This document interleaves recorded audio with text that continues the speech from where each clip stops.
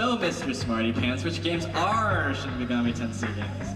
Well, you have the main games in the series that I have listed, as well as side games like Devil Summoner, Shin Megami Tensei 9. You have this pinball game, Shin Megami Tensei 20XX, Devil Coliseum XX, Tokyo Requiem, Tokyo Mokushiroku, and Shin Megami Tensei If, which is a really influential game for the Persona series, because the only title I can pronounce.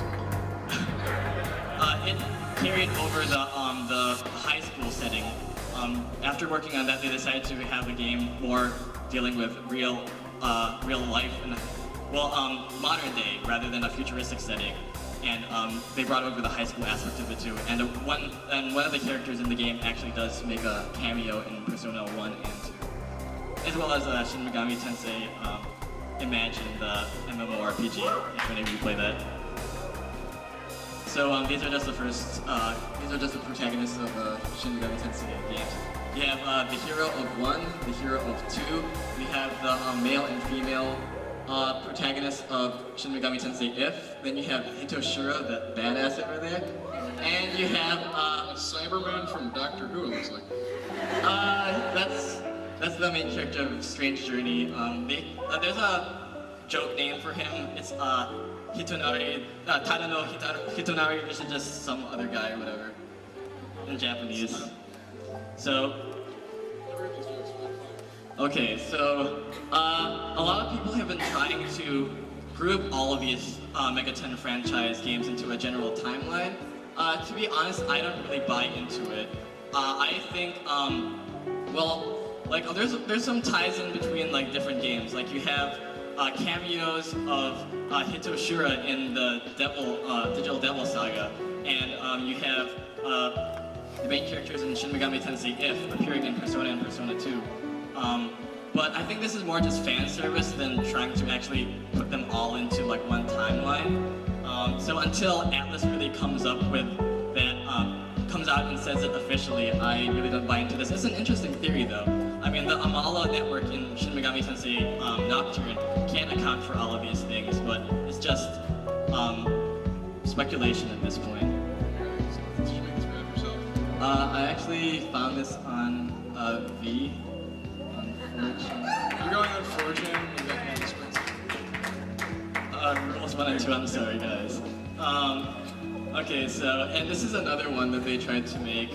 There are several outliers that they don't exactly know how it could fit. Like you have Strange Journey, but even though Strange Journey has been like pretty much officially, been unofficially Shin Megami Tensei 4, they don't know exactly where it fits within this timeline. Then you have Devil Survivor, Jack Bros, and Last Bible.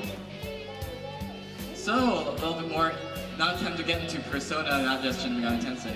So, Carl Jung, you may know him from psychology class.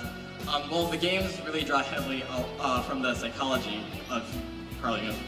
He deals with the conscious and the subconscious. Specifically, you have the persona, which is a conscious mask that you put on to the outside world, how you present yourself. In addition to this, you have a subconscious shadow self, which is a part of the unconscious mind, which contains repressed weaknesses and shortcomings. This really did play a huge role in Persona 2 and 4, as you'll see later. That explains why I was in a dress last night. I was showing everyone here at A-cen my shadow self. Your shadow self, Dojima-san. Nico, if you're in the audience, I apologize. I really hope you didn't see that. Okay, so what exactly is a persona? In Persona 1 and 2, they pretty much stated it as a manifestation of the true self. It's one of the many masks that you wear. It's just a reflection of your personality. It grants you magical powers, as you know, but also gives you weaknesses and resistances to various elemental types of magic. I mean, elemental magics and attacks. And it's switched in Persona 3 and 4. I'm not sure why, but the 7-year period between 2 and 3 could have explained this. In Persona 3 and 4, it is basically the same thing as a shadow, except it's been tamed by the Persona user.